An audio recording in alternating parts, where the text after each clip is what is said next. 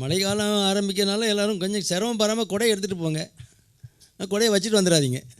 மழை பெய்யாத இடங்களில் வச்சுட்டு வந்துடக்கூடாது. கொஞ்சம் கவனமாக கொடையை கொண்டு போயிட்டு கொடையை கொண்டு வாங்க. நனைஞ்சி வராதிங்க, என்ன அவசரம்? இந்த மழை ஒரேடியாக பெய்துக்கிட்டே எல்லாம் இருக்காது. எங்கேயோ ஒரு இடத்துல எங்கே நிற்கிங்களோ அங்கே பாதுகாப்பாக நின்றுட்டு அப்புறம் நனையாமல் வந்து மழை வெறிச்சதும் வந்து சேருங்க. அப்புறம் என்ன இந்த நேரங்களில் என்ன சளி பிடிக்கும், நனைஞ்சிங்கன்னா கண்டிப்பாக சளி பிடிக்கும். சளி பரவக்கூடிய நேரம் மழை பெய்யுதுன்னா. அடுத்தால வாட்டர் பார்ன் டிசீஸ், தண்ணி மூலமாக பரவக்கூடிய வியாதிகள்லாம் ஈஸியாக வரும். அதனால் எங்கேயும் வீட்டை விட்டு வெளியில் போய்ட்டு வரீங்கன்னா கொஞ்சம் அந்த ஸ்டீம் இன்ஹலேஷன் பண்ணிங்க. நீங்கள் அந்த கொரோனா பீரியடில் பண்ண மாதிரி ஒரு ஸ்டீம் இன்ஹலேஷன், ஒரு நீராவியில் கொஞ்சம் ஆவி பிடிச்சிட்டிங்கன்னா அந்த மூக்கு அந்த தொண்டையெல்லாம் கொஞ்சம் க்ளீன் பண்ணிட்டிங்கன்னா அந்த கிருமிகள் அங்கே தொட்டு வராது. அதை ஒரு பழக்கப்படுத்திக்கிட்டே வந்து நல்லது. காலையில் பல் விளக்குறோம்ல, விளக்குறீங்களா? விளக்குறீங்க. அப்போ இதையும் பண்ணிக்கணும், அப்படி ஒரு பழக்கப்படுத்திக்கணும். நைட்லேயும் ஒருக்கா பல் விளக்கணும், நைட்லேயும் ஒருக்கா ப்ரஷ் பண்ணால் அங்கே உள்ள உணவு துகள்கள் இருந்து அதில் பாக்டீரியா வளர்ந்து பல்லை கெடுக்காமல் தொண்டையை கெடுக்காமல். அதனால் நைட்டும் ஒருக்கா ப்ரஷ் பண்ணணும். காலையில் பல் விளக்காட்டி கூட பரவாயில்ல, நைட்டு படுக்கணும். ஏன்னா நைட்டு பல் விளக்கணும். ஏன்னா ஒரு 6 மணி நேரம் 7 மணி நேரம் அப்படியே நம்ம உணவு துகள்கள் உள்ளே இருந்தோன்னா பல்லெல்லாம் சோழி முடிச்சிடும். அதனால் அந்த குழந்தைகள்லேருந்தே அந்த பழக்கத்தை கொண்டு வரணும். இப்போ நம்ம தொற்று வியாதிகள் வர்றதுனால அந்த ட்ராப்லெட் இன்ஃபெக்ஷன், காற்றில் அல்லது ஒருத்தர் தும்மல் போடும்போது ஒருத்தர் இருமும்போது அந்த கிருமிகள் போய் முதல்ல லாட்ஜ் ஆகிறது நம்ம தொண்டை தான். தொண்டைக்கும் மூக்குக்கும் நடுவில் உள்ள அந்த பகுதியில் தான் போய் உட்காரும். கொரோனா மாதிரி.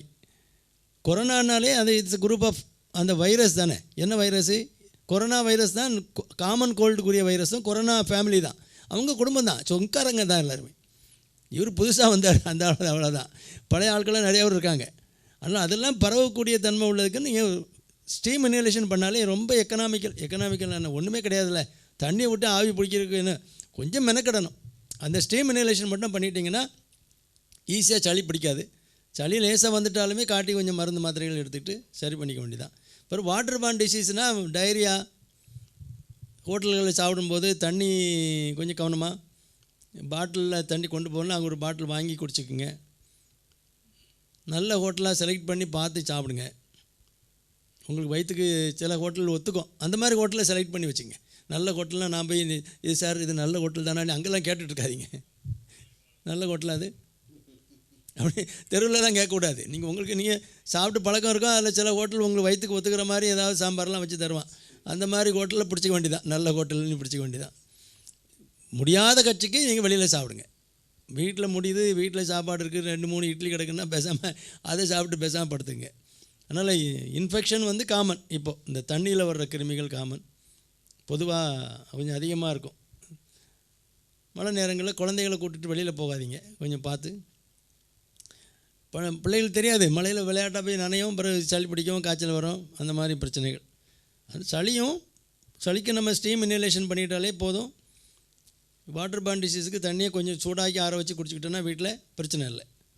இந்த மாதிரி கவனமாக இருப்போம். மழை காலம், மழை பெய்யட்டும், மழை வேணும்ல, நம்ம தான் கவனமாக அதுக்கு தகுந்த மாதிரி டைம் ஷெட்யூல் போட்டுக்கணும். ஏன்னா சில நேரம் வந்து மத்தியானத்துக்கு மேலே கரெக்டாக 4 மணி 5 மணிக்கு ஒரு மழை வருதுன்னா டெய்லி அந்த நேரத்துக்கு தான் வரும், 3 மணிக்கு மேலே தான் வரும். அதுக்கு முன்னாலே கொஞ்சம் முக்கியமான வேலைகளை முடிச்சுட்டு வந்துடணும். அந்த மாதிரி டைமை கொஞ்சம் ஆல்ட்ரு பண்ணிக்கலாம்.